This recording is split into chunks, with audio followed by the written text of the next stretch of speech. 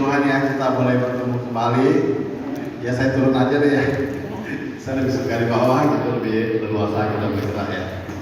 Nah, sore hari ini saya akan membawakan satu tema mengenai doa ya. Biasa kalau saya membawakan tema apa, biasa istri saya akan kesaksian tentang itu ya. Dan memang ini kami alami. Nah, doa, apa sih itu doa? Ya.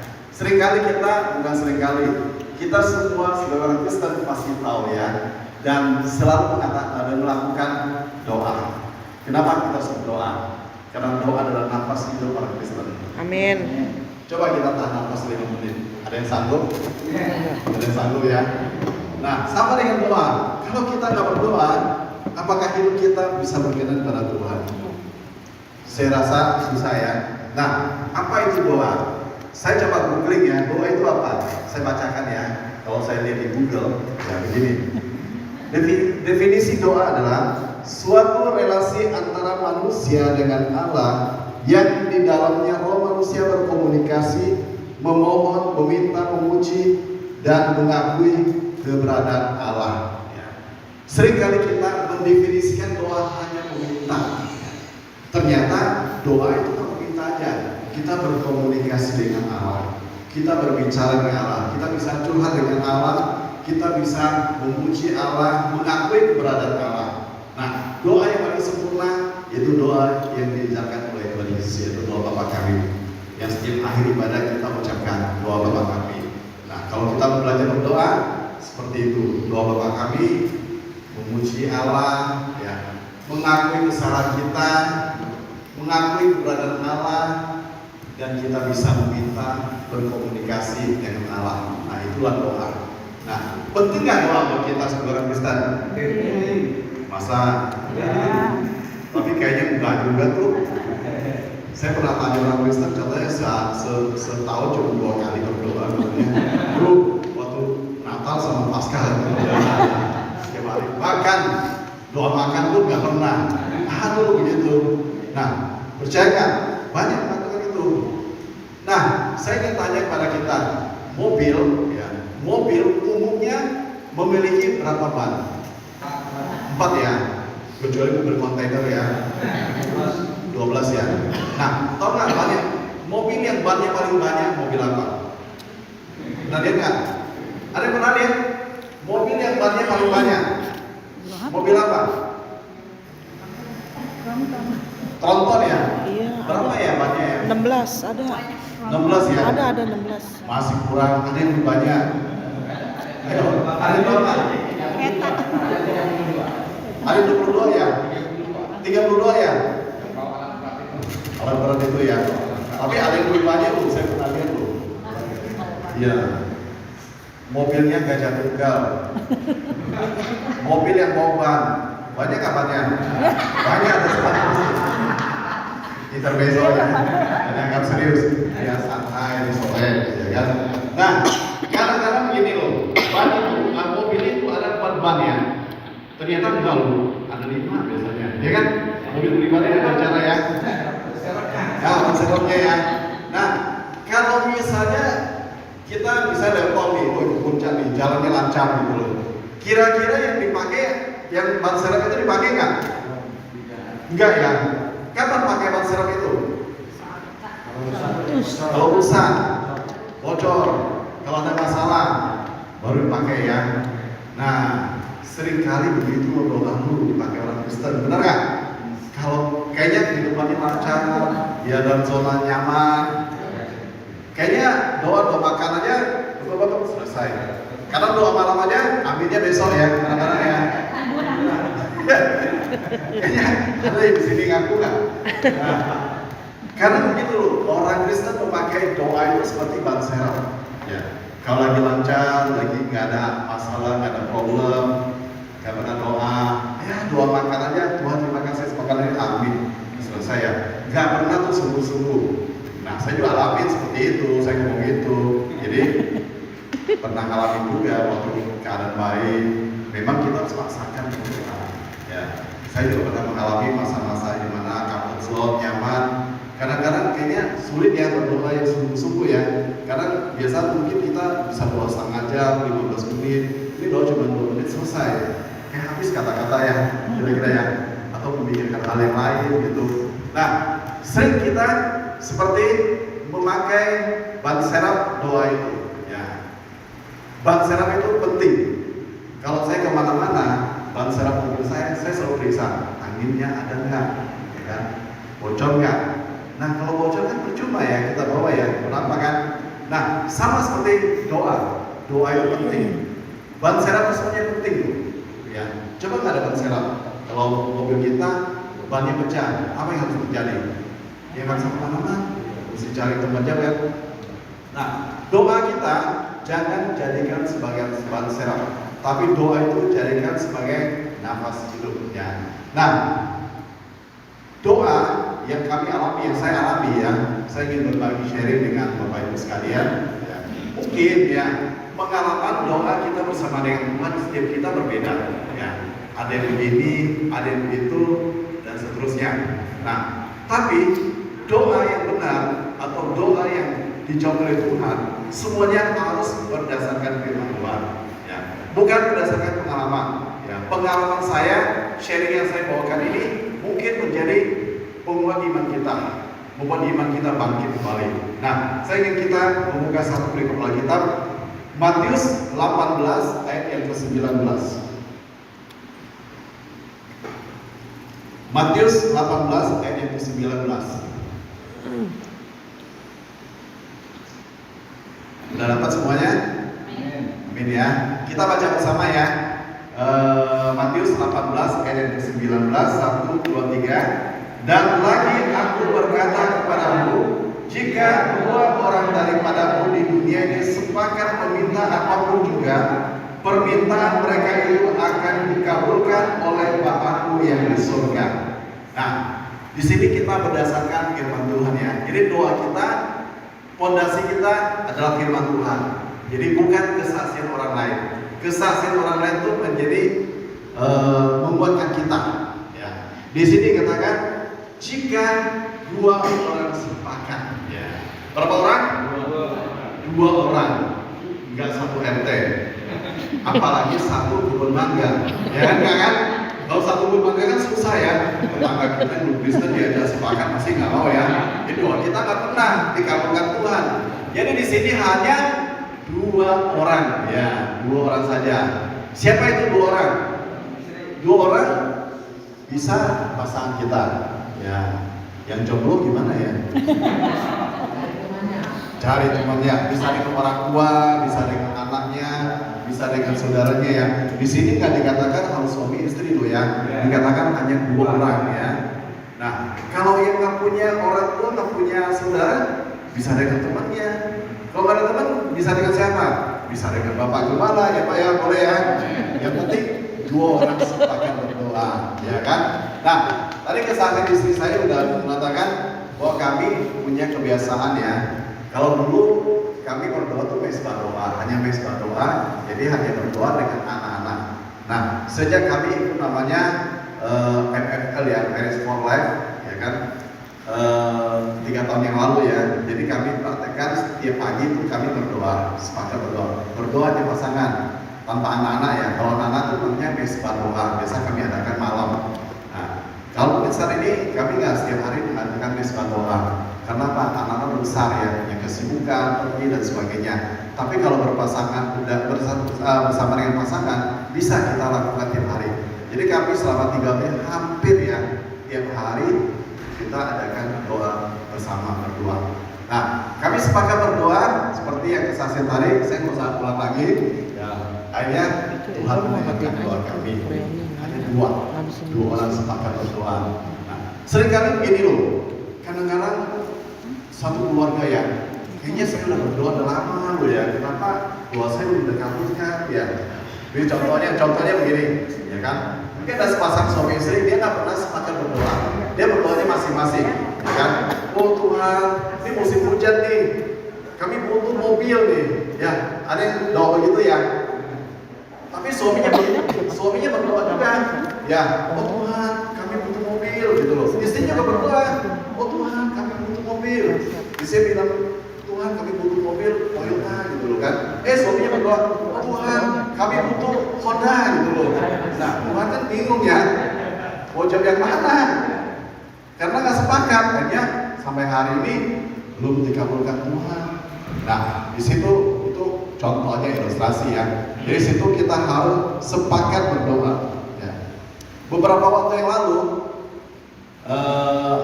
tahun kemarin itu kami pengen anak kami kecil itu juga belajar musik ya, belajar gitar ya. Nah, ternyata dia lebih suka dance. Dari eskul ya, tapi aku mau dance aja lah, nggak mau gitar lah. Udah aku belajar gitar kan, saya tahu ya, kita tahu nih di gereja itu butuh pemain musik, ya kan? Ya seperti di sini pun Manggala ya kan, tiap kali musik Chandra yang main musik ya, artinya kan kurang pemain musik. Nah, kami rindu anak kami itu main musik ya, karena anak pertama kedua bisa main musik, ya harusnya anak ketiga bisa main musik gitu kan. Ternyata dia nggak mau, ya nggak mau, akhirnya tetap kami nggak putus asa. Ya setiap pagi kami doakan. Sepakat berdoa, Tuhan gerakan hati Kesia supaya dia mau belajar musik, mau belajar gitar dengannya. Nah, kami doa-doa setelah 2-3 minggu, pulang sekolah saya jemput dia, bilang, Pih, aku mau dong ikut eskul belajar gitar. Nah, puji Tuhan, saya langsung respon dengan semangat bangga, ya mendukung dia. Kalau kamu butuh apa-apa, akan kami beliin, saya bilang gitu kan. Nah, itulah kalau kita sepakat berdoa, ya walaupun anak saya menolak, dia nggak mau, tapi kalau kita sepakat berdoa, kita paksa-paksa, dia inisiatif mau belajar. Itulah kekuatan kalau kita sepakat berdoa. Sebenarnya kami banyak kesaksian ya, dengan sepakat ya, kita mesbah doa, ya saya selalu mengatakan gini loh, kami mesbah doa, Tuhan meminta 2 orang, kami lebih daripada 2 orang, kami 5 orang, kami 3. Kami sepakat berdoa, banyak sekali ya kesaksian-kesaksian kami bagaimana Tuhan mendengarkan doa kami pada saat kami sepakat berdoa. Nah, kita lihat yang berikutnya, bagaimana supaya doa kita dijawab oleh Tuhan.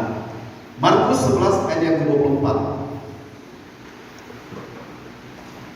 Markus pasal 11 ayat yang ke-24. Markus 11, 24, kita baca bersama-sama lagi. 1, 2, 3. Karena itu aku berkata kepadamu, apa saja yang kamu minta dan doakan, percayalah bahwa kamu telah menerimanya, maka hal itu diberikan kepadamu. Nah, kalau kita berdoa, di sini firman Tuhan ya, saya selalu katakan fondasi kita, dasar kita adalah firman Tuhan, bukan kesaksian orang lain, bukan kesaksian saya. Nah, di sini karena itu aku berkata kepadamu, apa saja yang kamu minta dan doakan, percayalah bahwa kamu telah menerimanya, maka hal itu akan diberikan kepadamu. Nah, jadi seringkali kita begini loh, kita berdoa, ya waktu kita doa mungkin yakin ya, kita yakin berdoa, mungkin kita udah sepakat berdoa bersama pasangan kita. Tapi habis doa, kita kadang ragu, benar gak? Apa iya ya? Apa mungkin ya? Apa Tuhan jawab doa saya? Karena kita begitu loh. Nah, firman Tuhan mengatakan kita harus seolah-olah sudah mendapatkannya. Nah, saya punya kesaksian begini. Berapa tahun yang lalu, ya bukan berapa tahun yang mungkin belasan tahun yang lalu lah, ya. Jadi kami berdoa bersepakat ya.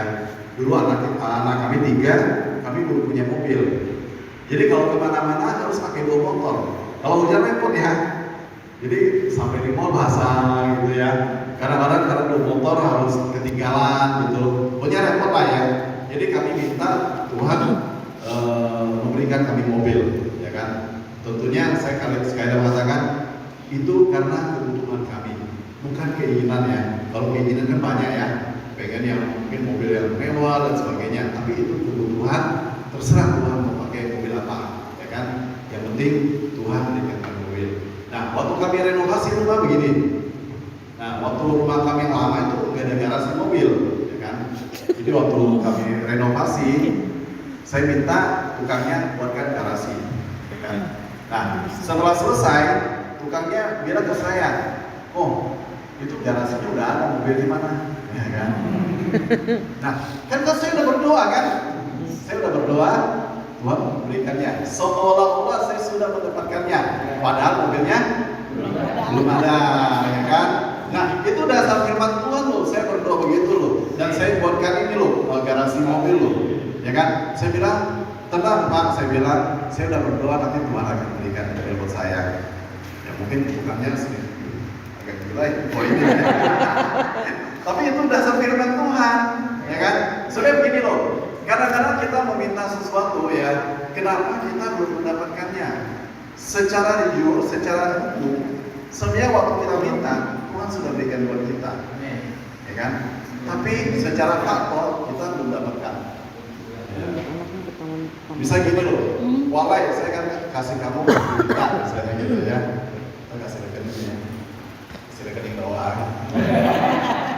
Nah, waktu saya ngomong itu, walai saya mau kasih kamu uang 1 juta. Secara jujur, secara hukum, sebenarnya dia udah dapat. Ya, tapi kenapa belum dapat? Belum kasih saya nomor rekeningnya. Kadang-kadang kita minta kepada Tuhan jawab gitu loh. Tuhan, saya minta ini, ya kan? Kok nggak dapat ya? Karena kita nggak bergerak, ya kan? Orang adalah orang berdoa sambil bekerja. Kadang-kadang kita di rumah cuma berdoa, ya, nggak ngapa-ngapain, minta berkat. Kamu bisa jatuh dari langit, ya kan? Gitu. Nah, di sini firman Tuhan dasarnya firman Tuhan. Jadi seolah-olah sudah mendapatkannya. Dan puji Tuhan setelah saya bangun bikin garasi itu nggak lama ya, mungkin sekitar 2-3 bulan ya. Akhirnya singkat cerita kami bisa beli mobil. Nah, itu karena apa? Karena saya percaya. Waktu saya doa, waktu kami sepakat berdoa, kami percaya Tuhan sudah memberikannya. Walaupun belum kelihatan, ya kan? Tuhan memberikan seperti itu buat kita. Nah, kita lihat berikutnya. Semua yang kita berdasarkan firman Tuhan ya. Kita coba buka Yesaya 59 ayat yang kedua. Yesaya 59 ayat yang kedua. Yesaya itu setelah kejadian. Ini cari lagi ya. Masih ada jauh. Yesaya 59 ayat yang kedua. Yuk kita baca bersama-sama. 1, 2, 3. Tetapi yang merupakan pemisah antara kamu dan Allahmu ialah segala kejahatanmu, dan yang membuat dia menyembunyikan diri terhadap kamu sehingga ia tidak mendengar ialah segala dosamu. Nah, kita sudah sepakat berdoa dari firman Tuhan loh. Kita sudah yakin seolah-olah kita sudah mendapatkannya, ya kan? Nah, ternyata belum juga dijawab Tuhan. Nah, di sini firman Tuhan, apa yang menjadi pemisah, apa yang menjadi penghalang doa kita kepada Tuhan? Dosa. Ya. Dosa adalah dosa. Nggak ada istilah dosa putih, dosa hitam ya. Kan seringkali ya, kan gua melakukan dosa putih, bohong putih biasanya ya. Nggak ada, dosa tetap dosa. Upah dosa adalah maut. Kata firman Tuhan, bukan saya loh. Ngeri ya. Jadi yang merupakan pemisah doa kita tidak sampai kepada Bapa dan tidak jauh Tuhan adalah segala dosa kita. Makanya doa Bapa kami mengatakan, ampunilah kami seperti kami mengampuni orang yang salah kepada kami. Jikalau kamu ya punya perselisihan dengan saudaramu, kamu waktu itu menghampiri Tuhan, tinggalkan semua itu, berdamailah dengan saudaramu, baru kamu datang menghampiri Tuhan. Artinya apa? Artinya dosa itu menjadi penghalang kita supaya doa kita dijawab oleh Tuhan. Walaupun kita sudah sepakat, walaupun kita sudah seolah-olah menerima apa yang kita doakan, masih ada dosa, ya kan? Apapun kesalahan kita lakukan dan dosa. Kesalahan itu banyak loh, bukan seperti hukum Taurat saja. Jangan membunuh, jangan berzina, jangan mencuri, tapi lebih daripada itu banyak loh. Dosa bisa dari perkataan kita, perbuatan kita, tindakan kita, perasaan kita, bahkan yang masih di pikiran kita loh, itu sudah dosa loh, ya kan? Kalau kita sudah merencanakan yang jahat terhadap saudara kita, teman kita, itu sudah dosa loh. Ya, sebelum kita minta kepada Tuhan, saya selalu minta ampun kepada Tuhan, karena kita nggak tahu setiap hari kita berdosa. Lebih banyak kebaikan apa dosa yang kita buat? Dosa. Lebih banyak dosa ya. Ya, puji Tuhan ya, pengakuan yang jujur kita semua ya. Saya percaya kita minta ampun Tuhan, maka Tuhan akan mengampuni kita. 1 Yohanes 1 ayat 19. Jika kita mengaku dosa kita, maka Ia setia dan adil sehingga Dia akan mengampuni kita dan menyucikan kita dari segala kejahatan kita. Itu jadi firman Tuhan. Gampang kan? Kalau seberang sana itu minta pengampunan dosa kan juga gampang ya. Apa zaman dulu ya? Zaman perjanjian lama, kalau kita berbuat dosa itu mesti ada korban. Ya, mesti potong lembu, potong kerbau, kambing, domba. Ya, itu pun yang harus berumur sekian lama, ya kan? Dan itu pun harus yang tidak bercela, yang harus yang takut, ya yang teguh, nggak boleh sembarangan, yang kerempeng, yang korengan, nggak boleh. Dosanya nggak diampuni loh, ya kan? Sama kalau setiap hari korban nih, ya kan? Buat haji, mesti potong korban ya, untuk minta pengampunan dosa. Kalau sekarang kita hanya mengaku dosa kita di hadapan Tuhan, maka Tuhan akan mengampuni segala dosa kita dan menyucikan kita dari segala kejahatan. Amin. Ya, puji Tuhan ya. Kita ada di zaman anugerah ini, zaman yang paling istimewa bagi kita semua dibandingkan zaman perjanjian lama. Coba kita baca dari buku Taurat, mesti gini. Ya, begitu melanggar, hukumannya apa? Mati. Ya kan? Bagaimana kita lihat anak Imam Eli aja makan korban, daging korban aja dihukum mati langsung, kan? Ada namanya perjanjian dan sebagainya. Nah, kita lihat bagaimana supaya doa kita jauh dari Tuhan. Ya. Kita coba lihat yang berikutnya, Matius pasal 17 ayat 20. Matius pasal 17 ayat yang ke-20. Matius 17 ayat yang ke-20. Kita baca bersama-sama ya. 1, 2, 3. Ia berkata kepada mereka, karena kamu kurang percaya, sebab aku berkata kepadamu, sesungguhnya sekiranya kamu mempunyai iman sebesar biji sesawi saja, kamu dapat berkata kepada gunung, pindah dari tempat ini ke sana, maka gunung itu akan pindah dan takkan ada yang mustahil bagimu. Nah, di sini dikatakan kamu kalau punya iman sebesar biji sesawi. Pernah lihat biji sesawi? Kalau biji durian sering ya. Apa biji kolak, biji salak yang sering ya. Kalau lebaran ya, bulan puasa ya, biji salak sering lihat. Nah, biji sesawi itu sebenarnya kecil. Saya pernah lihat waktu di Kelapa ini ada pameran benda-benda Alkitab ya. Itu kecil sekali, tapi bulat. Harus punya iman yang bulat. Nah, tadi kita dengar kesaksian Mami Cynthia ya, bagaimana dia berdoa. Saya percaya waktu dia mengalami masalah, dia berdoa dengan sungguh-sungguh, dengan iman yang bulat. Maka Tuhan mendengarkan doa dia. Coba kalau dia doa, ragu-ragu, ya kan? Dengan apa ya Tuhan menolong saya, pasti dia berpikir begini. Mungkin Mami Cynthia, begitu banyak masalah yang sudah saya hadapi ya, Mami Cynthia ya. Begitu banyak doa yang saya sudah jawab oleh Tuhan. Masa kali ini Tuhan mendengar doa saya? Saya yakin pasti gitu kan. Makanya karena dia punya pengalaman iman bersama dengan Tuhan, bagaimana doanya yang begitu banyak lama yang kemarin-kemarin dijawab oleh Tuhan. Jadi membuat iman yang teguh, membuat iman yang bulat. Bahwa Tuhan pasti menolong dia kali ini. Amin. Makanya dia berdoa ya dengan hati yang hancur sambil menangis ya. Tuhan mendengarkan doa dia. Itulah kadang-kadang kita butuh namanya, bukan kadang kita butuh harus yang punya iman yang bulat sehingga doa kita kepada Tuhan. Gak boleh ragu-ragu, tapi dengan iman yang kuat. Saya seringkali harus sampaikan kembali. Jadi setiap doa kita berdasarkan firman Tuhan, bukan berdasarkan kesaksian. Setiap kita punya pengalaman doa dengan Tuhan yang berbeda. Ya. Tuhan punya rencana buat setiap kita itu berbeda, tak sama. Karena kita unik, kita diciptakan Tuhan sangat luar biasa. Bahkan firman Tuhan mengatakan setiap kita adalah handmade Tuhan, buatan tangan Tuhan. Ya kan? Dia sudah menuntun kita sejak kita dalam kandungan. Luar biasa ya. Tidak seperti produk sekarang yang made in China ya, produk asal ya. Jadi kalau saya beli baju ini, mungkin saya bisa ketemu, ya kan? Nah, saya punya kaos hitam ya. Ya, sebelumnya saya pakai, tukang saya pakai juga, sama.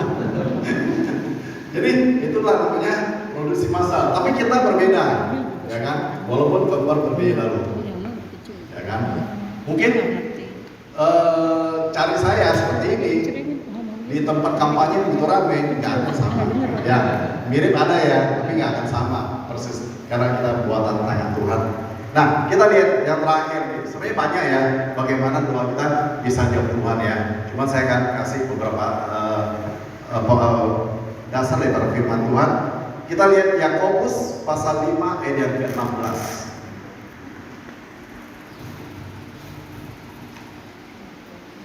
Yakobus pasal 5 ayat yang ke-16.